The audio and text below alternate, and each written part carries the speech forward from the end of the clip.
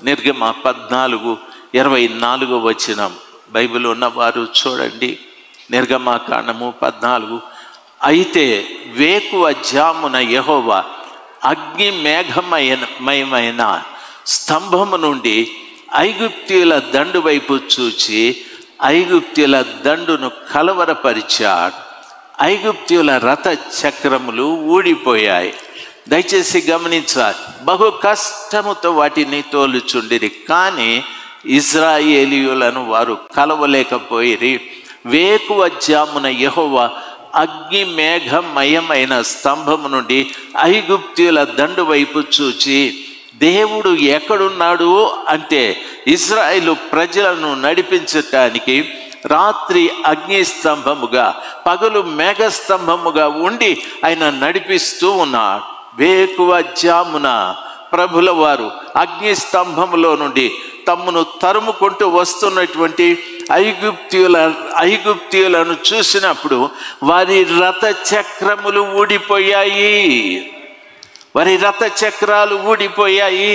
సర్వశక్తిమంతుడైన దేవుని సన్నిధిలో నీవు నీళ్లు తోడి కుమ్మరించినట్లయితే ప్రభు ఇప్పుడు నిన్ను చూడడు. నిన్ను భయపెడుతున్నటువంటి ఆ చీకటి కార్యాల వైపు తిరుగుతాడాయనా? ఆ సర్వశక్తిమంతుడైన నీకు శత్రువుగా పనిచేస్తున్నటువంటి ఆ ఫిలిస్తీయుల వైపు తిరుగుతాడు. నీకు శత్రువుగా పనిచేస్తున్న వ్యాధి వైపు తిరుగుతాడు. నీకు శత్రువుగా పనిచేస్తున్న ఆర్థిక ఇబ్బందుల వైపు తిరుగుతాడు. దేవుని వాక్యం సెలవిస్తుంది, వాటి రథ చక్రములు ఊడి ఎంత కష్టపడి ప్రయాణము చేసినా నిన్ను చేరుకోనంతగా దేవుడు కార్యాన్ని జరిగిస్తాడు. హల్లెలూయా! గట్టిగా గట్టిగా చప్పట్లు కొడుతూ ఆయన మహిమ పరుద్దాం. హల్లెలూయా! హల్లెలూయా! సర్వశక్తిమంతుడైన దేవుడు మనల్ని ప్రేమించాడు. ప్రభుల వారు నాతో మాట్లాడుతూనే ఉన్నాడు, నీతో మాట్లాడుతూనే ఉన్నాడు. ఆయన ఎదుటికి వచ్చినప్పుడు నాలో బలహీనత లేదని చెప్పటానికి అవకాశం లేదు. నాలో పాపం లేదని నేను చెప్పిన ఎడల దేవుడు అబద్ధీకుడు అయిపోతాడు. అయితే బైబిల్ సెలవిస్తుంది, అందరూ పాపం చేసి దేవుడు అనుగ్రహించు మహిమను పొందలేకపోయారని. అంటే పాపం చేసిన ప్రతి వారి వద్ద నుండి మహిమ ప్రక్కకు వెళ్ళిపోతుంది. పాపం చేసిన ప్రతి వారి వద్ద నుండి మహిమ ప్రక్కకు వెళ్ళిపోతుంది. ఎప్పుడు ఆ పాపాన్ని మనం సరి చేసుకుంటామో మహిమ తిరిగి దగ్గరికి వస్తుంది. మహిమ నీ దగ్గరికి వచ్చిన తరువాత ప్రభు ఆ దినమున సంఘమ ఇక్కడికి రమ్ము అని పిలిచినప్పుడు నీ దగ్గరికి వచ్చిన మహిమ ఈ మట్టి దేహంలోకి ప్రవేశించి నిన్ను మహిమా దేహంగా మార్చగలదు. దేవుని వాక్యం ఆ రీతిగా సెలవిస్తారు. మనము చెప్పచ్చు, పాపం అంటే వ్యభిచారమ్మా, పాపం అంటే దొంగతనమా, హత్యలా, బ్యాంకు దోపిడీలా? కాదు. దేవునికి అయిష్టమైన ప్రతి కార్యము కూడా పాపమే. నీవు ఒక ఇంట్లో ఉండి మీ అత్తను సరిగా చూడలేదు, పాపమే. ఒక ఇంట్లో ఉండి మీ కోడల్ని సరిగా పరామర్శించలేదు, పాపమే. దయచేసి గమనించాలి. నువ్వెంతసేపు ప్రార్థిస్తావు అనేది కాదు, ఎంత మంచిగా ప్రేమిస్తావు అనేది ప్రభువు చూస్తాడు. నువ్వు ఎన్ని రోజులు ఉపవాసం ఉన్నావు అనేది కాదు, ఎన్ని తప్పులు నువ్వు క్షమించావు అనేది ప్రభువు చూస్తాడు. ఈ ఉదయకాలం మంది స్థలంలో కూర్చున్న ప్రతి బిడ్డకు ఒక తండ్రిగా 2 చేతులెత్తి నమస్కరిస్తూ మీకు మొరపెట్టుకుంటున్నాను. మీరెంతో గొప్ప యజ్ఞం చేస్తూ ఉన్నారు. ఈ యజ్ఞంలో యజ్ఞ పశువు కాలిపోయినట్లుగా మనం కాలిపోవాలి, కాలి బూడిదైపోవాలి.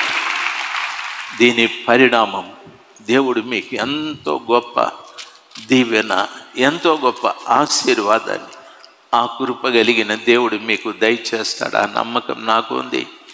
బైబిల్ సెలవిస్తుంది, యెహోవా సన్నిధిని ఆ దినమున నీళ్లు చేది కుమ్మరించి ఆ దినము ఉపవాసం ఉండి.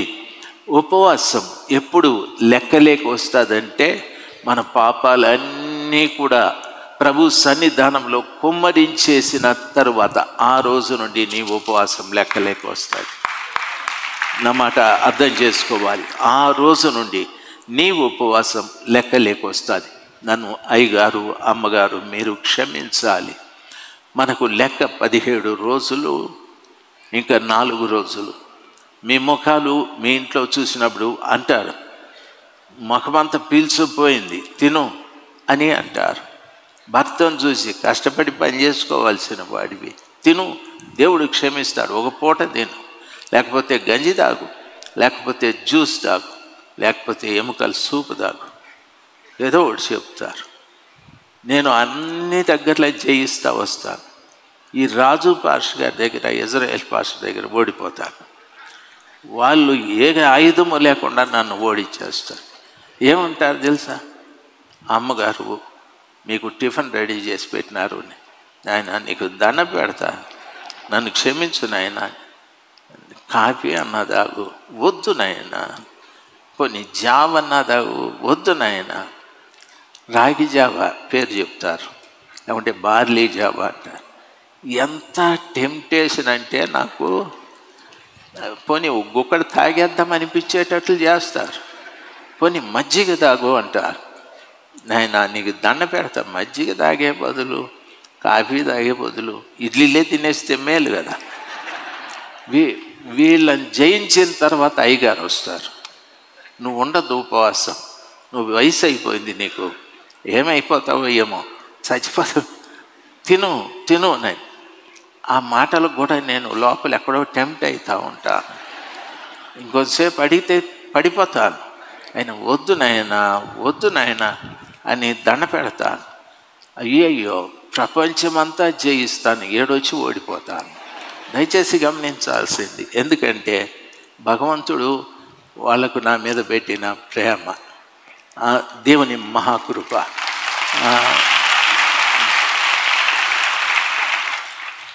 మీకు కూడా ఉంది ప్రేమ. మరి ఇప్పుడు కొట్టలేదు ఏంది?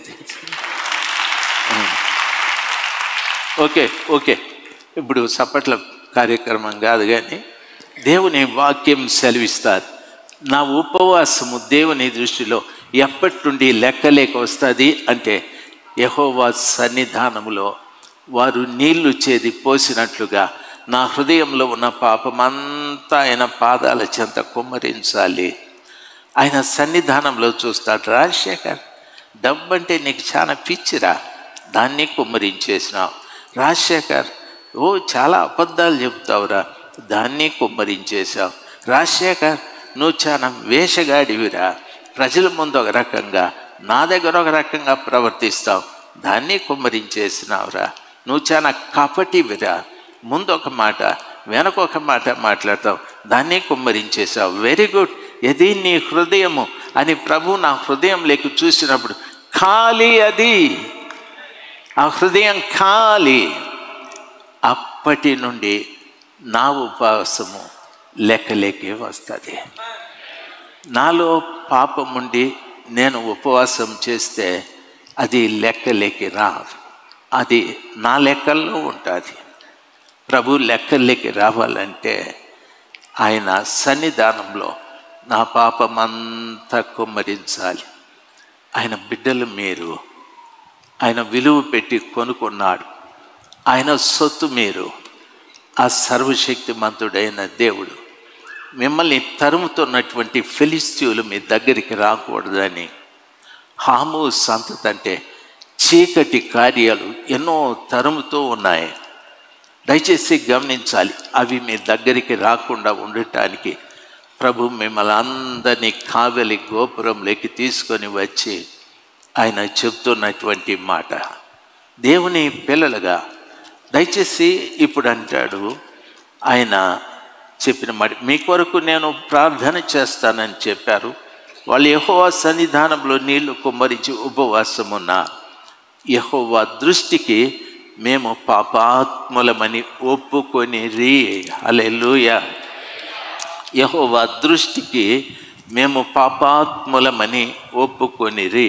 బైబిల్ చెప్తారు. ఓ భార్య దృష్టికి, భర్త చెప్తాది భార్య, మా ఇంటి ఆయన 17 రోజుల నుండి ఉపవాసం, అసలు మంచినీళ్ళు కూడా తాగడం లేదు అని భార్య చెప్తాది. ఆ అమ్మగారి లెక్కల్లో భర్త 17 రోజులు ఉపవాసం. భర్త చెప్తాడు, నా భార్య చాలా నిష్ఠతో ఉందండి, కనీసం స్నానం కూడా చేసుకోదు అని.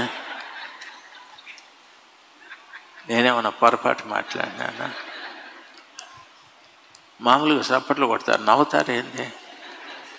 సరే నా భర్త కూడా అంటే బట్టలు కూడా మార్చుకోడు 17 రోజుల నుండి అని చెప్తారు. నిష్ఠ, ఈమె స్నానం చేయదు, వాడు బట్టలు మార్చుకోడు. అంత నిష్ఠతో ఉన్నారు. 17 రోజులు వాడు బట్టలు మార్చుకోకపోతే యేసు ప్రభు కాదు కదా, సైతాను కూడా రాడు. దయచేసి గమనించాల్సిన, ఈ అమ్మ 17 రోజులు స్నానం చేయకపోతే సైతాన్ దాకా ఎందుకు, అపవిత్రాత్మ కూడా రాదు. దయ్యం అంటుంది, ఏం రా పాప దగ్గరికి పోలేదంటే చచ్చిపోతాం, వైరస్ వచ్చి చచ్చిపోతాం, కలరా వచ్చి చచ్చిపోతాం. అది ఎయిడ్స్కి కలరాకి మధ్యన ఉన్న జబ్బు అది. దానికి ఏ డాక్టరు పేరు పెట్టలేదు. నువ్వు కూడా పోలేవా, నేను పోతే చచ్చిపోతాను అని అంటాడు. దయచేసి నిష్ఠ గురించి అట్లా చెప్తూ ఉంటారు. మన ముస్లిం సోదరులు చెప్తారు, మేము ఎంగిలి కూడా మింగమని. దయచేసి వినాలి. ఒక రోజుకి మన నాలుక కింద లాలాజలం దరిదాపు లీటర్ పైన ఊరుతుంది. అవి ఎందుకంటే జీర్ణాశయానికి. ఈ తుప్పుకని ఊసేస్తాడు. అయితే ఇది ఉపవాసం అంటాడు. నాలుక కింద ఊరే లాలాజలం ఊస్తాడు, కానీ నాలుక పైన ఉన్నటువంటి మోసాన్ని ఉంచలేడు. త్రాసు పట్టుకుంటాడు. कहते కేజీ కరకు बोले तो आपको मैं 2 रुपए की दे दो, 1 रुपए को उधर देता है नहीं साहब. వాడు నాలుక మీద అబద్ధం అంత జోరుగా ఉంటుంది. మీకు అర్థమైందా? అర్థం కాలేదా? స్నానం చేసి ఉంటే కదా అర్థమయ్యే దానికి. అర్థమైందా? నాలుక కింద ఊరే లాలాజలం ఊసేస్తాడు. నాలుక పైనున్న అబద్ధాన్ని ఊసలేడు. నాలుక పైనున్న మోసాన్ని ఊసలేడు. దేవుని వాక్యం సెలవిస్తుంది. దేవుని వాక్యంలో చెప్పబడిన మాట ఏమిటంటే, పాపాత్ములమని ఒప్పుకొనిరి. ప్రతి వారు కూడా, ఓ నా పక్కన ఎవరో ఉన్నారు, ఈ ప్రక్కన ఎవరో ఉన్నారు కా, నేను దేవుని సన్నిధానంలో ఉన్నాను, నాకు ఉపదేశించే ఉపదేశకుల ఎదుట నేనున్నాను అని చెప్పి ఏమి ఉపదేశించబడ్డావో ఆ ఉపదేశానికి తగిన రీతిగా నా జీవితం మారాలి అని ఆయన సన్నిధానంలో ప్రతి పాపమును చెప్పి ఒప్పుకొని విడిచిపెట్టాలి. నేను అబద్ధీకుని ప్రభా, నా భార్య ఎదుట మంచిగా ఉన్నా, నేను ప్రక్కకి వెళితే ఇంకొక రకంగా ఉన్నా. నా భర్త ఎదుట మంచిగా ఉన్నా, ప్రక్కకి వెళితే ఇంకొక రకంగా ఉన్నా. క్షమించయ్యా, నా ఆఫీసర్ దగ్గర ఒక రకంగా ఉన్నా, బయటికి వెళితే లంచం తీసుకుంటున్నా, నా వ్యాపారంలో కూడా అదే పని చేస్తున్నా. తండ్రి, నా జీవితం నిజంగా మోసకరమైనది, అబద్ధమైనది. ప్రతి ఒక్కటి ఈ మధ్యాహ్న సమయమందు నేను ఒప్పుకొని నీ సన్నిధానంలో విడిచిపెడతాను. ఏం ఒప్పుకుంటావు అని అడిగితే, నీ సన్నిధిలో ఏదేదైతే నీళ్లు తోడినట్లుగా తోడి కుమ్మరించానో వాటన్నిటినీ ఒప్పుకుంటాను ప్రభా. ఒప్పుకొని వాటన్నిటిని విడిచిపెట్టేస్తాను ప్రభా. దేవుని సన్నిధానంలో ఈ మధ్యాహ్న సమయమందు సర్వశక్తిమంతుడైన దేవుడు ప్రతి వ్యక్తిని చూస్తూ ఉన్నాడు. ప్రతి వ్యక్తిని. ఎందుకు? నేను విలువ పెట్టి నిన్ను కొన్నాను. తిరిగి సాతానుడు మీ దగ్గరికి రాకుండా, తిరిగి సాతాను కార్యాలు మీలో ప్రవేశించకుండా, సాతానుడు ద్వారా కలిగే అపవిత్రత మీలోకి రాకుండా, ఏదేదైతే మీరు కుమ్మరించారో అవన్నీ ఒప్పుకొని విడిచిపెట్టాలి. హల్లెలూయా.